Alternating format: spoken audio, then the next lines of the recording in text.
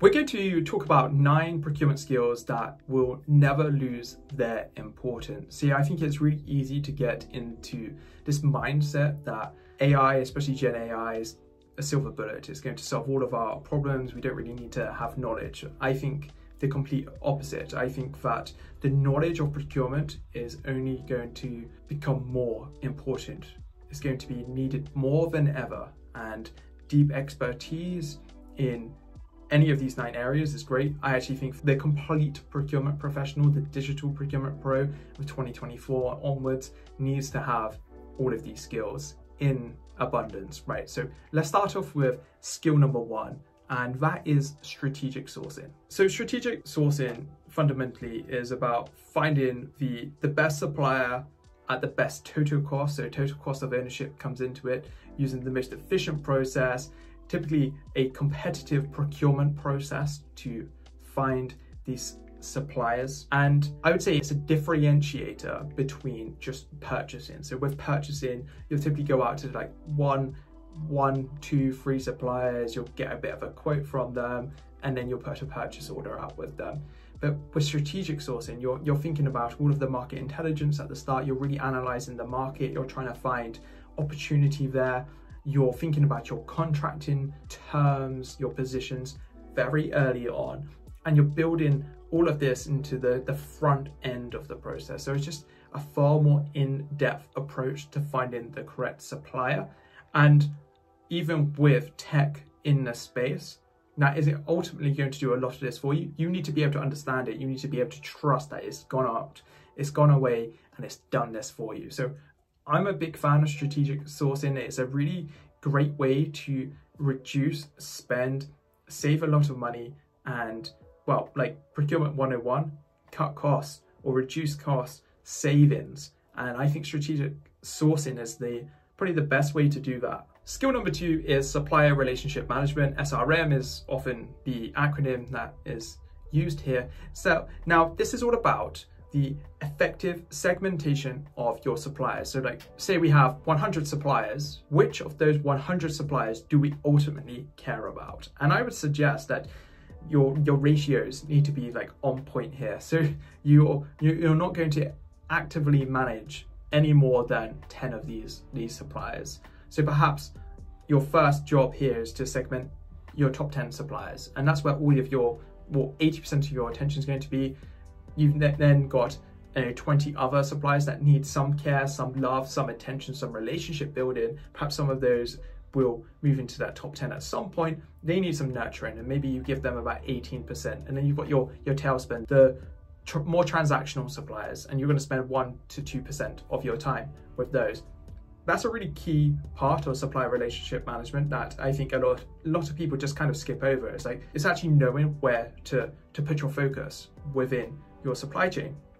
And then of course we come into like the relationship piece. You know, how do we treat these suppliers? How do we work with them? How do we collaboratively partner with them? How do our contract terms reflect our intentions? Because if we have a very aggressive contract that says, you know, it's going to penalize them, it's very nitty and gritty around their performance, or the KPIs and the SLAs aren't, they're not overly achievable, or they're so high that it pushes your supplier beyond what is reasonable. I think these are all indicators that you're not really treating them as a partner, and because you're putting all of the risk onto your supplier. So it's also thinking about like, how do we actually position ourselves with you, our supplier, to create a better way of working, to create a better partner model, to get more innovation. Perhaps we get the first dibs for new products or new innovation or new code or new updates, or we get I don't know, like more design conversations. There's so much opportunity with an SRM model, and I think that's really going to be prevalent moving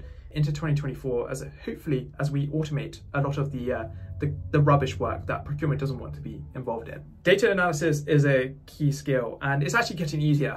I'll be really open about that. Gen AI is making data analysis super straightforward. I think you just need to be really good at prompting Gen AI moving forward to pick out trends, to pick out insights, or to figure stuff out that you don't know.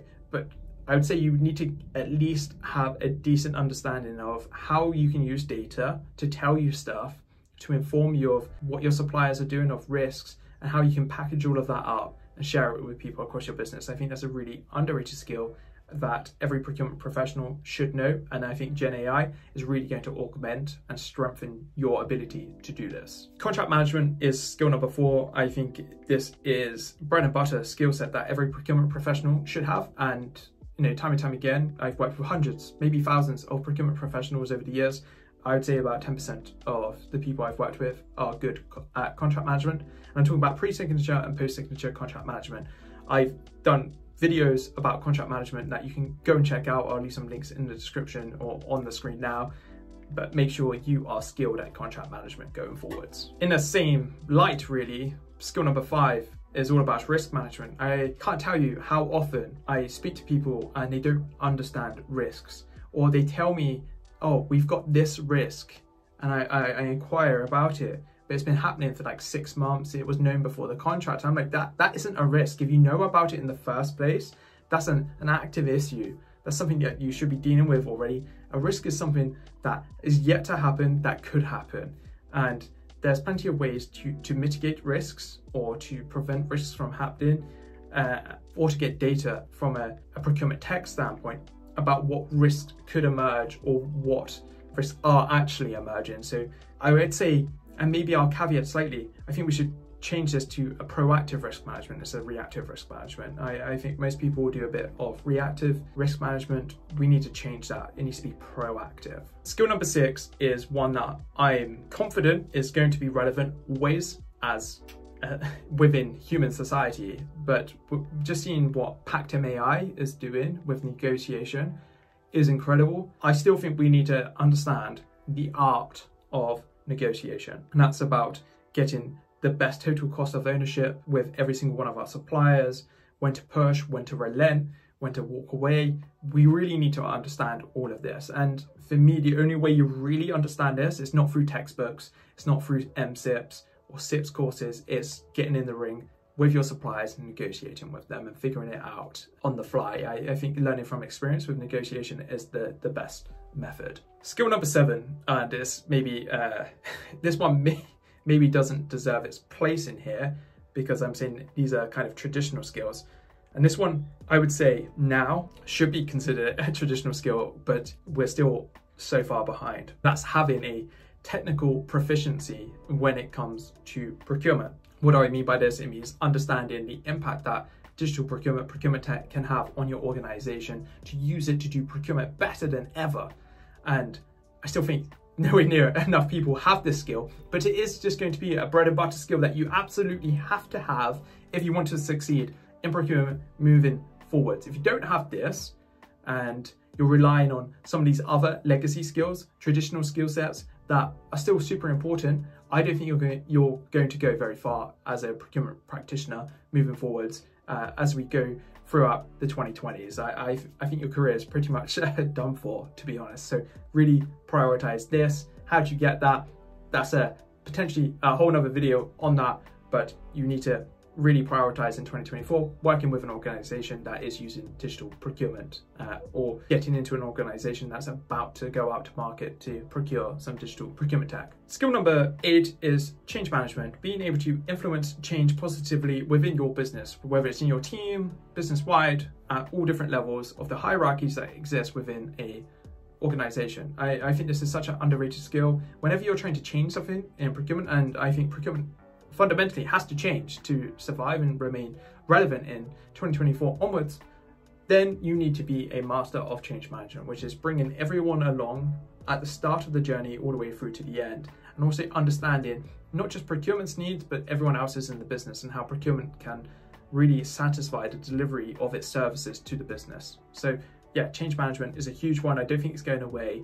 And I do think it will get easier if people adopt a process orchestration sort of approach with tech going forwards. And tip number 9, probably the most important one, and something that I highly believe in, and which is why I make videos like this, is communication skills. Being able to communicate the needs, the value, the requests of procurement and people across the business at all different levels, very similar to the change management piece. I think these two actually interlock in some ways, is vital. And then we talk about the medium, right?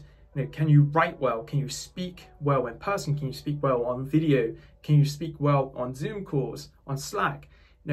You need to be effective at communicating across all of these different mediums to be good at procurement in 2024, right? Like, we've got a mixture of remote, hybrid, in-person roles. The same with your suppliers. They're all over the place. They're all over the world, different cultures, different languages. It is a cacophony of cultures, of people, of people types, and you need to be incredible at navigating all of this. It's actually one of the reasons I love procurement, and I would suggest that it's probably the highest up on your list of skills to prioritize. So they are my 9 skills that I believe in more than anything that every single procurement professional should have. And what we'll do real soon in the coming weeks is I'll have my list of skills for you that you need to succeed as a digital procurement pro going forward. Before you go, make sure you check out our trends video. This is all about our procurement trends of 2024. There's just 3 trends in this particular video. We've got loads more on Substack. There's a link to join our community in the description below, but check out this video all about our trends, and I'll see you real soon, my friends. Goodbye.